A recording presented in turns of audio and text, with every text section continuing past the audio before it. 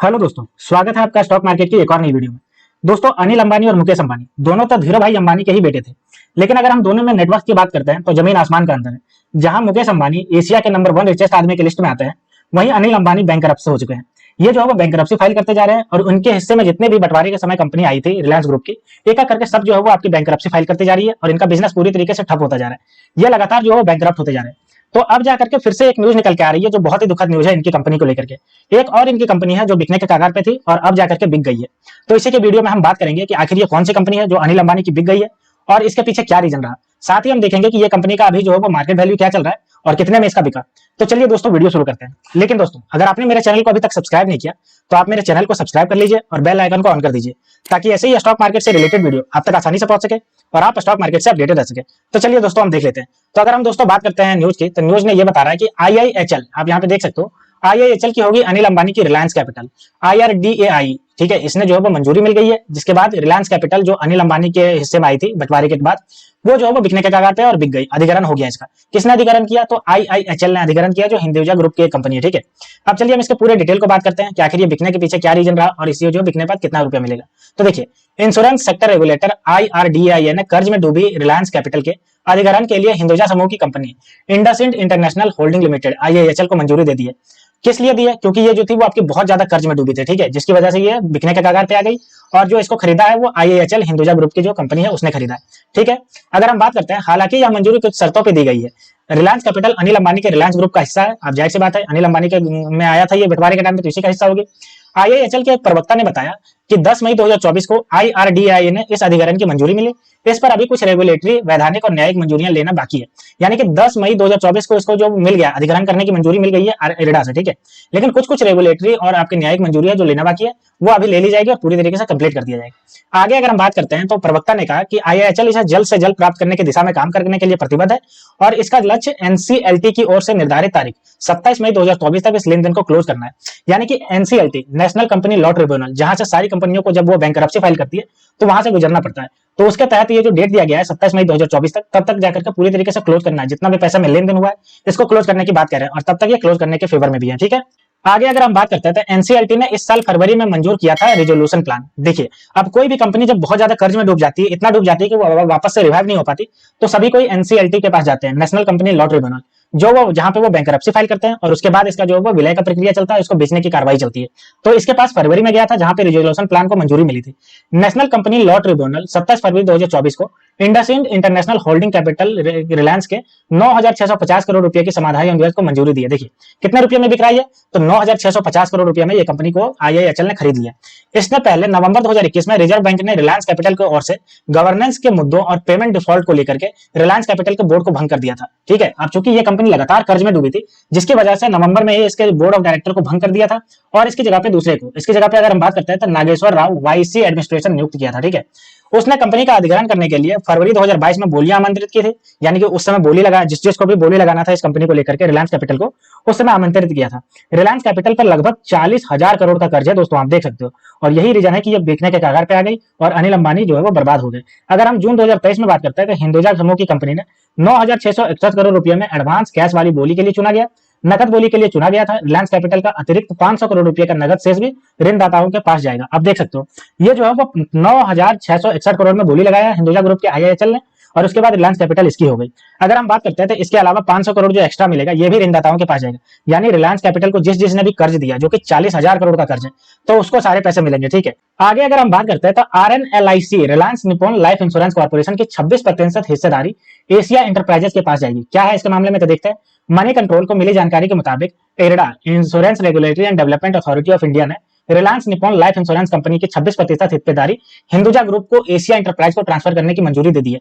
यानी रिलायंस कैपिटल के अंदर जो एक और कंपनी है, Reliance Nippon life insurance company, जैसे आप देखते होंगे LIC है जो आपका इंश्योरेंस कंपनी की तरह काम करती है, वैसे ही रिलायंस कैपिटल का Reliance Nippon life insurance company life insurance का काम करती है। ठीक है, इसकी भी 26% जो हिस्सेदारी है वो एशिया इंटरप्राइज को जाएगी हिंदुजा ग्रुप के। ठीक है, RNILC कैपिटल और जापान कैपिटल निप्पॉन लाइफ एक ज्वाइंट वेंचर है, इसमें रिलायंस कैपिटल की 51% की हिस्सेदारी है।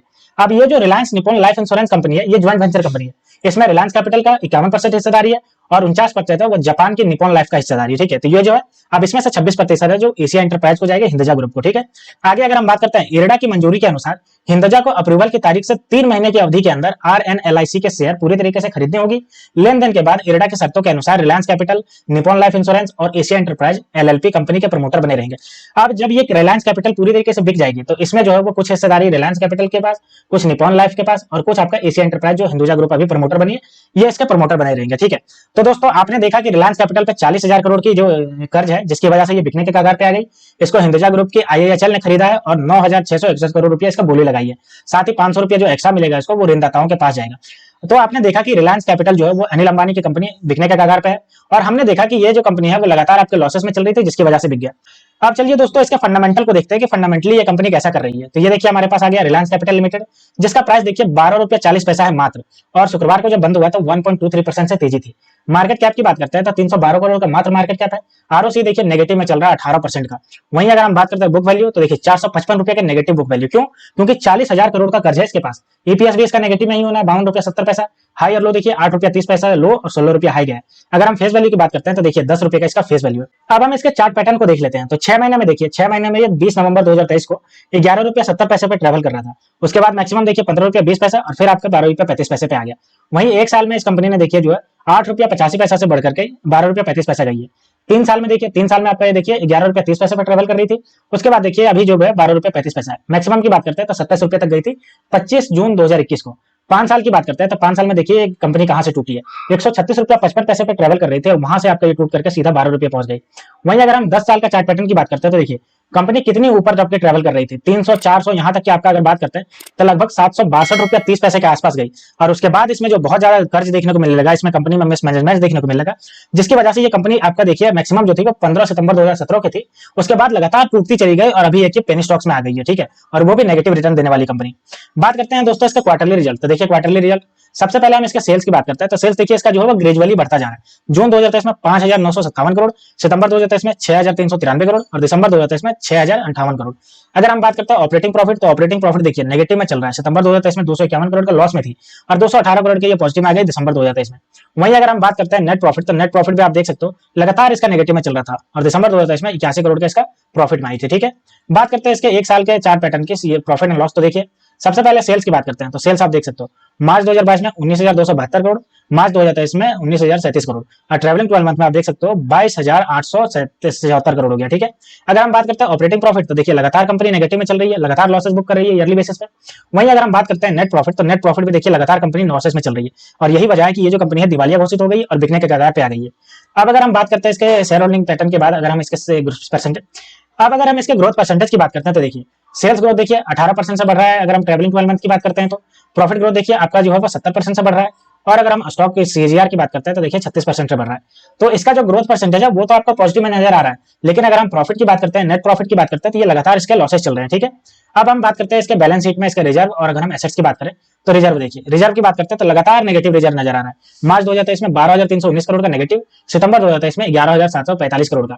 अगर हम फिक्स एसेट्स की भी बात कर लेते हैं तो देखिए मात्र 5,269 करोड़ का इसका एसेट्स है, फिक्स एसेट।